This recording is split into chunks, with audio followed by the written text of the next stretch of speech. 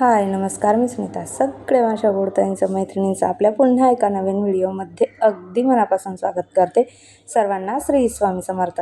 तुमचा सगळ्यांचा आजचा दिवस खूप छान, मस्त, आनंदाचा आणि आरोग्याचा जा अशी स्वामींच्या चरणी प्रार्थना करते आणि आजच्या व्हिडिओला सुरुवात करते.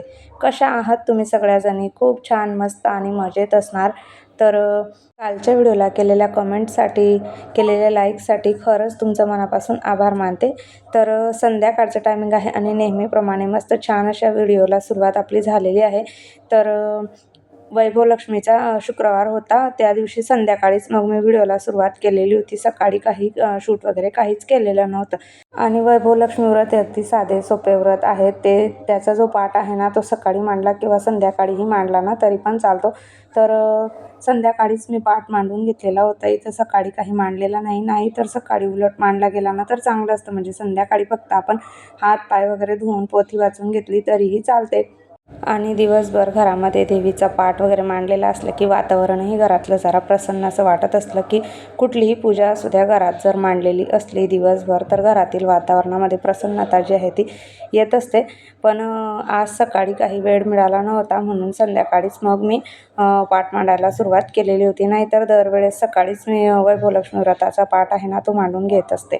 तर चला पाठ वगैरे मांडून झालेला आहे. मस्त छान कलश वगैरे भरून कलशाला हळदी कुंकू लावून 5 ठिकाणी पूजा करून घेतलेली आहे. आणि त्यानंतर मग संपूर्ण पाटाची मांडणी करून घेतलेली आहे. प्लेटमध्ये वरती सोन्याचा दागिना किंवा ₹1 ठेवला तरी पण चालतो, चांदीची एखादी वस्तू ठेवली तरीही चालते.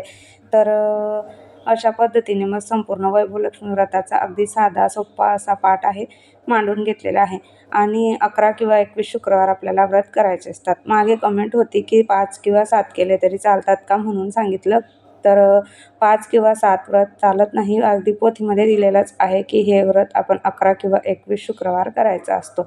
संपूर्ण पाठ मांडून झाल्यानंतरच मी रांगोळी काढते. कारण आपण पाठ मांडायच्या वेळेस ना बऱ्याच वेळेला रांगोळी जी आहे ती पाटाखालची पुसली जाते समोरची.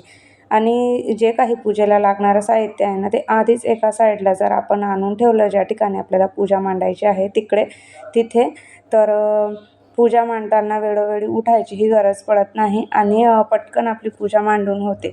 तर संपूर्ण साहित्य मी अगोदर जे काही आहे ना घासून वगैरे स्वच्छ करून ठेवते आणि त्यानंतर मग एका ठिकाणी पूजा मांडायच्या आधी काय जे काही सर्व साहित्य लागणार आहे ना ते तिथे आणून ठेवलेलं होतं. आणि मग पूजेची मांडणी करायला सुरुवात केलेली होती. जेणेकरून पटकन आपली मांडणी पण होईल आणि संध्याकाळचे दिवे वगैरे आपल्या तुळशीजवळचा, उंबरठ्याजवळचा दिवे जे आहेत ना तेही तयार करून ठेवलेले होते. म्हणजे नुसतं लावलं की आपण पोथी वाचायला सुरुवात करू शकतो.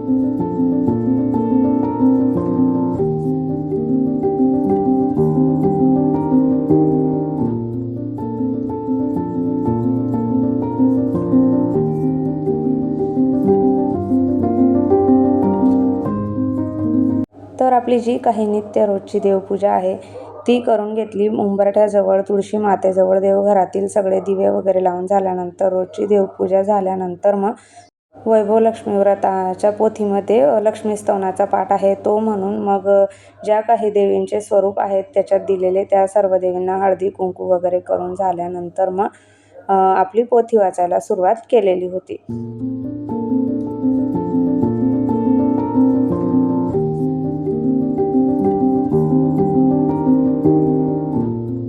आणि पोथी वाचून झाल्यानंतर मग आरती आपली गणपती बाप्पाची आधी आणि मग महालक्ष्मी मातेची आरती करून घेतलेली आहे.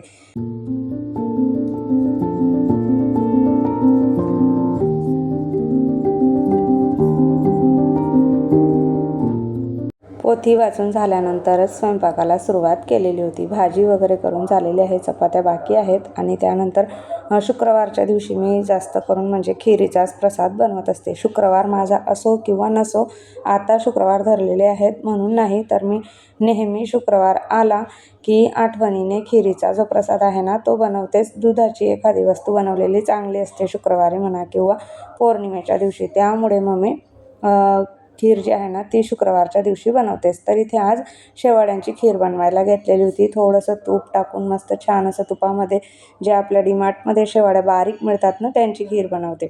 तर त्या व्यवस्थित छान परतवून घेतलेल्या आहेत आणि त्याच्यामध्ये गरम दूध घातलेलं आहे, ड्रायफ्रूट्स घातलेले आहेत आणि थोडंसं कस्टर्ड पावडर दुधामध्ये मिक्स करून ते घातलेलं आहे आणि साखर घातलेली आहे. अशा पद्धतीने शेवाळ्यांची खीर बनवलेली होती. आणि असंही जनरलनं कुठलीही खीर बनवा आपण, तर त्याच्यामध्ये कस्टर्ड पावडर जर घातली ना तर त्याची चव अजून छान लागते. म्हणजे बाहेर आपण ज्याप्रमाणे फालुदा वगैरे खायला जातो ना त्याच्यामध्ये तेच असतं, कस्टर्ड पावडर टाकलेलं असतं, त्यामुळे त्याची टेस्ट खूप छान येते. आणि घरीही शेवाळ्यांची खीर बनवलेली ना तर त्याच्यात जर थोडंसं नॉर्मल घातलं ना तरी पण तसाच आपल्याला स्वाद जो आहे ना तो येत असतो. तर भाजी वगैरे झालेली आहे, संपूर्ण स्वयंपाक झाला. आता चपात्या बाकी होत्या, गरमागरम चपात्या इथे करून घेत आहे. तसं तर आज पुऱ्यांचाच बेत ठरलेला होता, पण तेलकट म्हटलं नको म्हणून मग ते कॅन्सल केलं आणि चपात्यांवरच आलं. तर चपात्या मस्त इथे करून घेतल्या होत्या सगळ्या आणि त्यानंतर मग नैवेद्य दाखवून झाल्यानंतर मग उपास आपण सोडू शकतो. आणि आपण घरामध्ये रोजच्या रोज जे काही जेवण करतो बनवतो, तर आपण जेवण करायच्या आधी एक ताट वाढून देवांना नैवेद्य नक्कीच दाखवला पाहिजे. तर जेवणाआधी आम्ही तरी एक ताट बनवून मी देवांना नैवेद्य दाखवते आणि मग त्यानंतर आम्ही जेवायला सुरुवात करतो. आता हे जे आहे हे दुसऱ्या दिवसाचं डायरेक्ट नेक्स्ट डेची सुरुवात आहे. शुभ सकाळ सगळ्या ताईंना. सकाळचा व्ह्यू आहे आणि सकाळ सकाळी मस्त छान अशी बाल्कनी तुम्हाला दाखवते. झाडाची कटिंग केल्यामुळे खूप फायदा होतो. जितकी आपण झाडांना कटिंग करून घेऊ ना तर अशा पद्धतीने कड्या झाडांना येत असतात. तुम्ही बघितलंच आहे, रोजच्या व्हिडिओमध्ये तुम्ही झाडं बघतातच माझी. तर कटिंग जर केली ना झाडांची तर मस्त छान कड्या येतात, नवीन पानं येतात आणि तशीच जर ठेवली तर मात्र फुलं येत नाही लवकर लवकर झाडांना. तर जास्वंदाला तुम्ही बघितलंच होतं की सुरुवातीला आणलं तसे तसे भरपूर फुलं आले आणि त्यानंतर आलेलेच नव्हते. आता मात्र मी मागच्या महिन्यामध्ये झाडांची कटिंग करून घेतलेली होती, तर आता कळ्या आलेल्या आहेत, म्हणजे फुलं येतीलच आता पुढच्या 8-10 दिवसामध्ये जास्वंदाच्या झाडालाही. तर झाडांची कटिंग करणं ना खूप जास्त महत्त्वाचं असतं आपल्याला. ज्यावेळेस आपण नर्सरीमध्ये झाडं वगैरे बघायला जातो ना तेव्हा आपल्याला वाटतं की यांच्या झाडांना इतकी छान छान फुलं येतात आणि घरी आल्यानंतर का येत नाही, याचं कारण तेच आहे, ते ना वेळच्या वेळी झाडांची कटिंग करून घेतात. फूल आलं की लगेच ते फूल कट करण्यासाठी झाडाची कटिंग करतात आणि परत दुसरी फांदी तयार होते आणि मग त्याला कड्या येतात.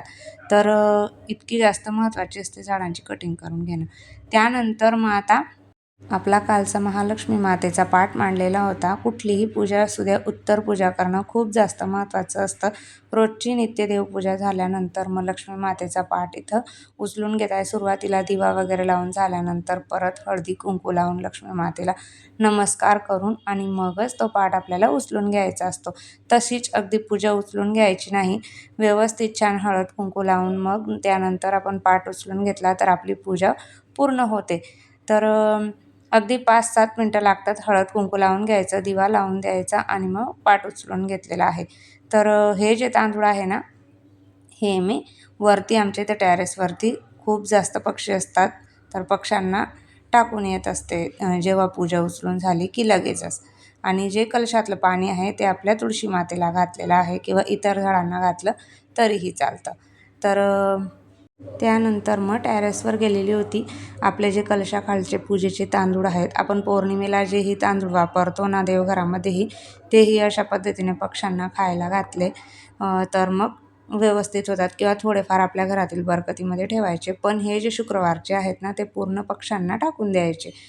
तर बाहेरचा व्ह्यू म्हटला आलेलीच आहे वरती, तर वरून कसं वाटतं तुम्हाला दाखवूयात म्हणून थोडंफार शूट जे आहे ना ते मी करून ठेवलेलं होतं. चला ताईंनो, व्हिडिओ कसा वाटला कमेंट करून नक्की सांगा. आज तुम्हाला पूर्ण शुक्रवारची डिटेलमध्ये उत्तर पूजासहित मांडणीसहित व्हिडिओमध्ये दाखवलेलं होतं. तर कसा वाटला व्हिडिओ कमेंट करून नक्की सांगा. नेहमीप्रमाणे आवडला असेल तर व्हिडिओला लाईक करा, शेअर करा, कमेंट करा. पहिल्यांदा बघत असाल तर प्लीज आपल्या चॅनलला सबस्क्राईब करा आणि आपले असेच रोज येणारे व्हिडिओ बघत राहा. श्री स्वामी समर्थ.